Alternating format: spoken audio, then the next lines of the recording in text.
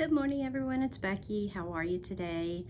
It's been a while since I've done a whip and chat, so I wanted to kind of give you an update of where I am on my canvas. This is the Golden Valley by Chuck Pinson for Diamond Art Club.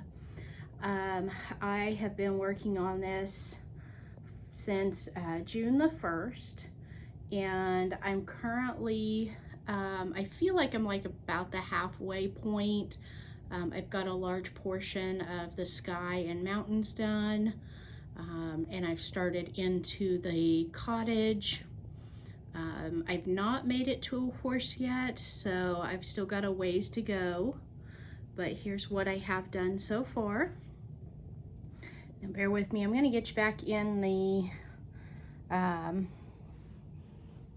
back into the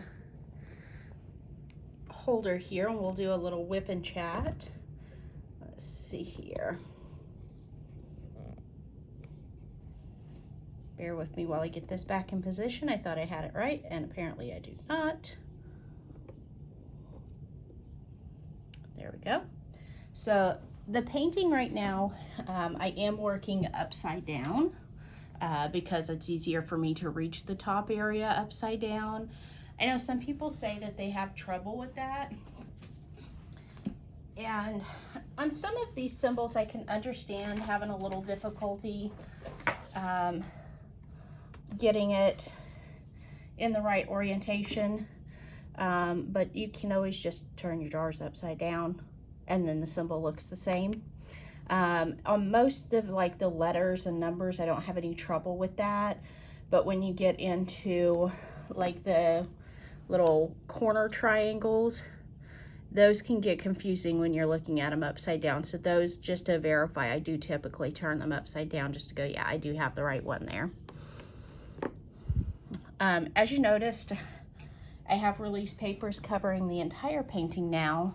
I've removed the plastic totally because I got my new release papers from Amazon Prime Days. I got like a pack of 100 of these for, it was under $6. These are nice and thick. They are double-sided, silicone coated, so you can stick them down either direction. And they peel up really nice and easy. Oftentimes I'll go ahead and like put it down over here so that I don't necessarily stick myself to the canvas. But these are actually thicker than the original ones that I got, where I got like a 10-pack of them. So definitely like these, and 100 of them obviously goes a long ways. These are 4 inches by 6 inches. So if you think about like the size of a photograph, when we used to like take our film to the store and have it developed, they usually did a 4 by 6 inch photo was the standard. So that's the size of it. Anyway, so let's get into this and do a little bit of painting today. And bear with me, I've got to adjust my light source here to make it reasonable for me to use. Let's see here. And I am back to just using my large white tray instead of doing the little 6-pack of tiny trays. In the really confetti heavy area of like the flower fields, this was super handy. But up in the sky, majority of it is 4 colors. You've got number 1, AB in the sky. You have the slash symbol, like /. You have the equal sign in there. Let's see, what are the other? I can't remember what the other colors are. I think the plus sign's in there a little bit, but it's 4 basic colors that are in the sky. And so I really didn't need to do a whole lot of switching out as I worked through the sky. So now I'm back into the mountainous area, and it's getting a little bit more confetti heavy, but not as bad as the flower fields were. I'm gonna go in with number 43, the 3 little dots. and get those done. So, a little catch up on what's been going on in my life. I feel like, it's not much because happiness lies in, a bad memory. So, this week I have actually, I was called to jury duty for a federal case. I was not chosen to be a juror, so I am done with that for the week. However, apparently when you're called for federal jury duty, it's like a 2 or 3 month span where you're pretty much just on call. And you have to call and check in each week to see if they need you, which I did not understand that when I first got the letter. So like the first week that I was supposed to be calling in to check to see if they needed me, I didn't. But don't worry, they called me. So like Saturday afternoon, my husband and I were out and about doing some shopping, and we stopped for lunch, and we ended up, I took a peek at my email, which I don't do often, but you can ask DP Crazy Lady. I don't check my email very often. That diamond is super, super crooked right there. I'm going to take it off. Anyway, so I just happened, I think it's the right number in the right place, but it's crooked, so I'm taking it off, and I'm not going to worry about it. I'll put a new one on there. Anyway, so I look at my email, and I'm like, oh, I have an email from the court system. And so I call, or I read the email, and it's like, hey, you're needed on, such and such date. You need to be here Monday. Pardon me while I make an adjustment here. See if I can get my lighting better. Better for me. I know it looks good on the camera, but I can't see what I'm doing. Anyway, so I get there yesterday morning. I've got a report at 8 a.m. The problem is this courthouse is like 45 miles away from me. So I had to get up super, super early, which is not me at all. I am a night owl.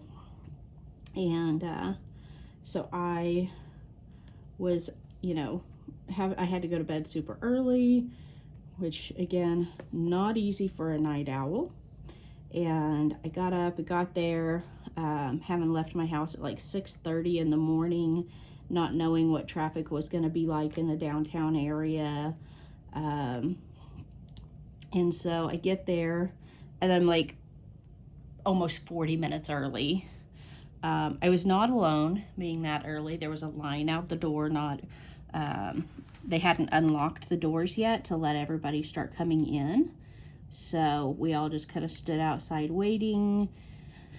And then we got in, and they were like, yeah, in talking to several people that were outside waiting, they were like, yeah, I didn't know we were supposed to call. They called us, and now we all learned in orientation that we are supposed to call every Friday after 5 p.m. and listen to the automated system to see if we are needed for that following week. To me, that's kind of a goofy system, because, if I find out on Friday at 5 that I need to be out jury duty at 8 a.m. on Monday morning, that's hard on my employer. My company that I work for is based on the East Coast, so they run an hour ahead of me, so they're already long gone for the day on Friday. And so, by that point on, Monday morning, they're scrambling to ask my, teammates, hey, who wants to take the late shift and work, for them, what would be till 8 p.m., because my teammates are all on the East Coast as well. I'm the only one on my team that's in the Central time zone. So, I feel like it's very unfair to them to wait until, see here, use that release paper to keep myself from sticking. Anyways, I feel like it's very unreasonable to wait until Monday morning to ask one of my coworkers to cover my shift. So, but, you know, it is required since I don't have any of the reasons. You know, I'm not over 70, I'm not disabled, it wouldn't cause like undue hardship, blah, blah, blah. You know, minor inconvenience is a whole lot different than major hardship. So I guess if I do need to go in again, hopefully it'll be a little easier. But I'm hoping, since I've been called to a jury pool once, that they'll be, you know, less likely to call me again. The lady that's in charge of the jurors is like, well, you know, because we have so many of you here today, you know, we're going through a large portion of our jury pool very early on, so it is possible that you could be, you know, asked to come in again. And so, you know, all of us are kind of groaning because, you know, we've already lost a whole day going in for jury duty and on short notice. So we're all hopeful that we don't get called again. They had 2 trials that they needed juries for yesterday, so that's why they had so many of us there. And they wanted a large pool for these judges and the legal teams to sort through. So I live in Oklahoma, and pretty much our entire state is considered Indian Territory. And I think it was like 3 years ago they actually passed a law, or passed a ruling, that anybody who is Native American, a registered member of one of the Indian tribes, if they commit a crime here in Oklahoma, because it's Indian Territory, they are to be charged, or it has to be charged under federal law, something. I don't remember all the details of it. But that makes majority of the cases here in Oklahoma federal cases instead of like state versus, you know, so-and-so bad guy. And so it's the United States government versus such and such bad guy. And I learned yesterday that at this point in time, the state of Oklahoma is short-staffed on federal judges. We apparently have a couple of positions open that they're trying to get judges, you know, in and seated, but they have to go through all this confirmation stuff, and it's apparently it's not an easy task to get approval for a federal judge.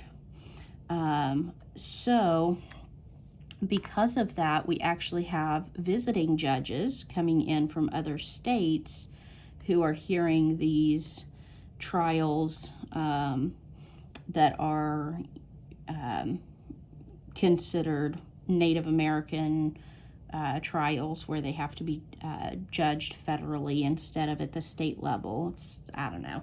I may not be explaining it well. But anyways, so because of that, our local system is a little goofy. And like I said, we've got these visiting judges. The judge that was over the trial that I was in the pool for yesterday was super, super nice. I really liked him. He was very, you know, kind, and I just got a good feeling about him. He seemed like a very nice guy. And all the ladies that worked there at the court, they were like, oh yeah, we like him. He's, you know, they like, you know, most of the judges that have come in and helped out during this time while we're waiting on getting confirmation on some federal judges, you know, coming in full time here in Oklahoma. Anyway, so like I said, we went through the jury selection process, which I've never done before. This is my second time getting called to jury duty. But the last time was just at local level, and I got there on the Monday morning, and they were like, "Oh, we settled all of our cases last week. We don't need you this week, so, you know, go ahead and, you know, take the rest of the day off," which was nice. I got to kind of do a little of my own thing, and at that time, I was working in retail, so a day off was like unheard of. It was so nice to just be able to, you know, go and take a day off. You know, I let my boss know at the end of the day that I was not called for a trial that week, and so my jury duty obligation was over, and I'd be back to work the next day. But yeah, I think it's interesting watching the way they go through and do this jury selection process. I had never seen that before. And the ladies that, you know, took care of the jurors, they said, yeah, this particular judge, you know, this is, since he's a visiting judge, we don't know him very well, but like, this is the way he's doing his jury selection is different than anybody we've ever come across before. And they said this has happened a lot since they've had visiting judges come in, that they, you know, they have to kind of relearn everybody's ways, you know, of jury selection. Each judge, I guess, does different. There's not like a set protocol. And so, like, this judge that I was in a pool for, he wants 75 jurors to select from. And he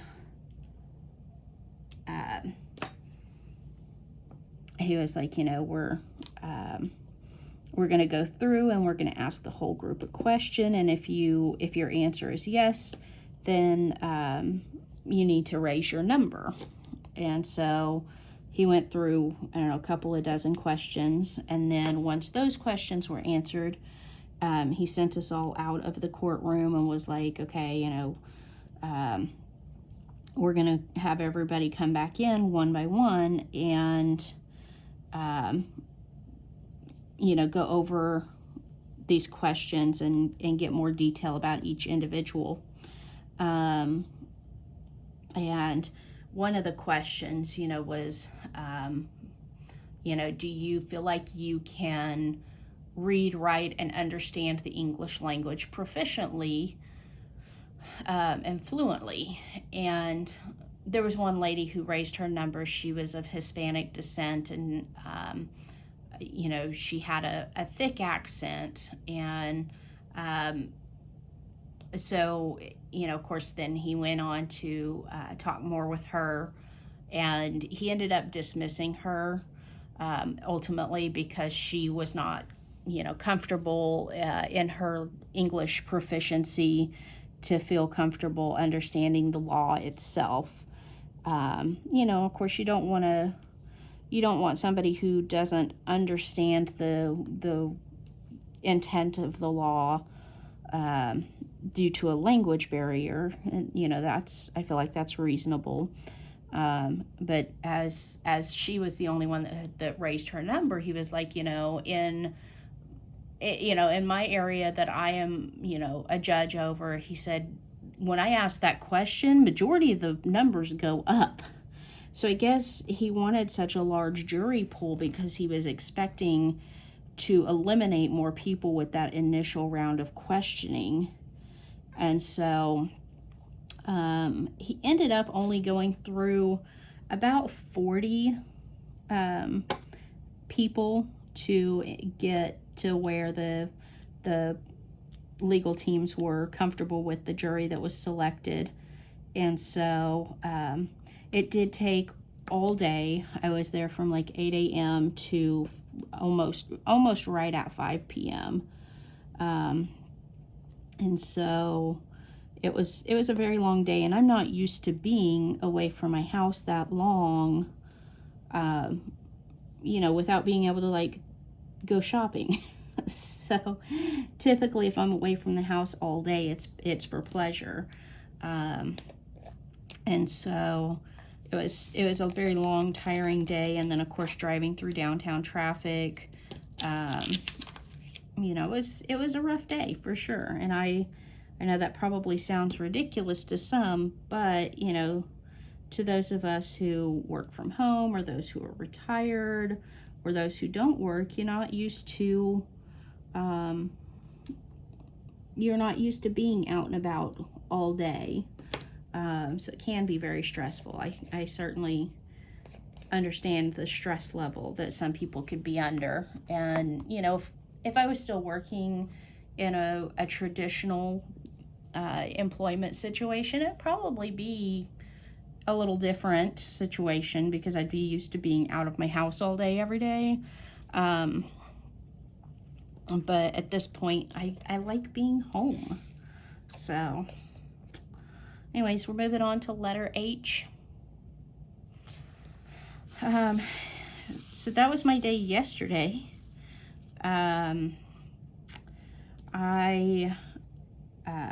up soon, I have another quilt camp,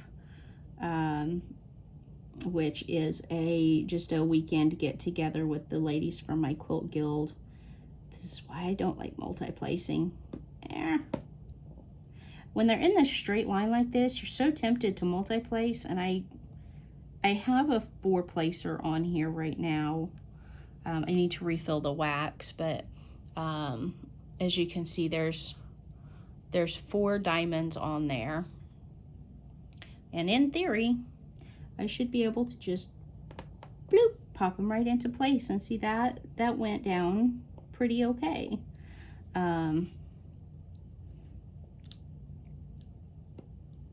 There we go. But yeah, multi-placing is still something that I'm practicing on occasionally. I don't do it all the time because I feel like it's just not working for me. I really do like the multi-placing idea, but the practice is just not there yet. So I did receive a package in the mail the other day. It was a gift from Lazy Retired Granny, which, by the way, I did get your thank you card. That was so sweet. Included in that was this set of Diamond Art Club pens. She had purchased these on Amazon a while back and decided they weren't for her. And so I got to playing with them the other day. And my biggest concern with them is that, and I don't know how well you can see this, that's when you've got that on there and you're looking down the barrel of your pen. Here, let me put this on an actual pen real quick.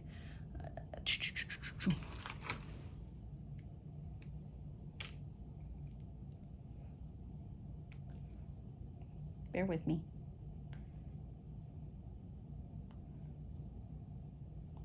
Okay. So you've got this on the pen, and there is a bit of wax in this one, and you go to pick that up. When you're looking down the barrel of the pen, it's really, really hard to see where you're placing that. And so let me see if I can zoom this in a bit.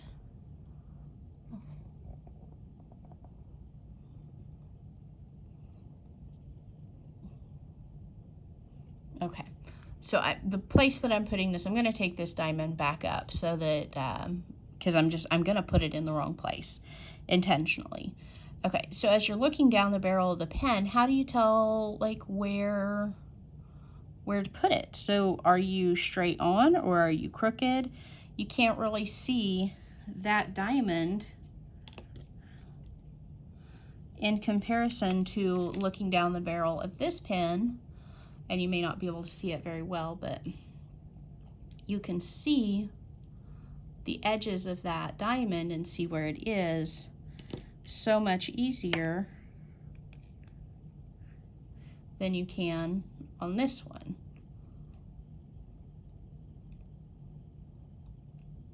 Let me see if I can get them both in here to give a better comparison.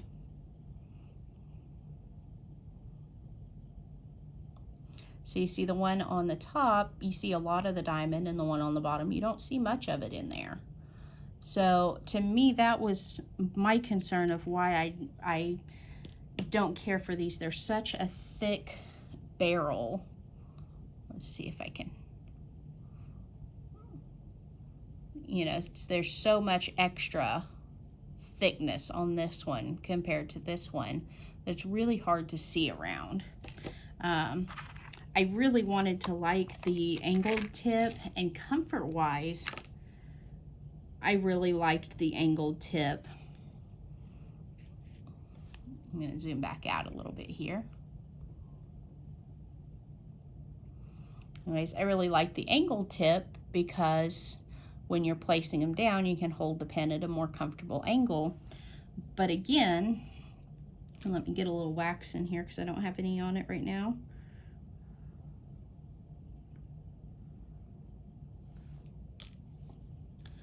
Again, you pick up a diamond,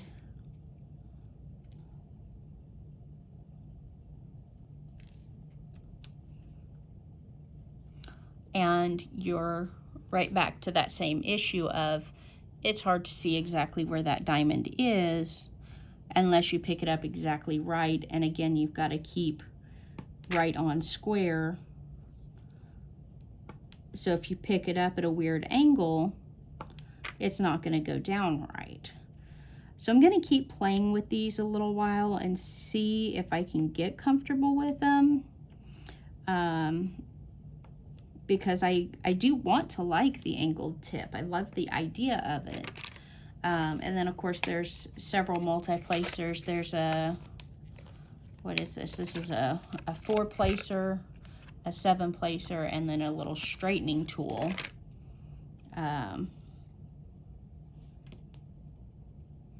Which, now I can't get that off there. Anyways, again, I'm hoping that I end up liking this. I know it's not on a pen right now, because it does do a good job straightening it. So we'll see, you know, over time if I decide to stick with this one or if I end up choosing to go back to my white one, my big long one. But like I said, I'm kind of playing with these right now and experimenting still.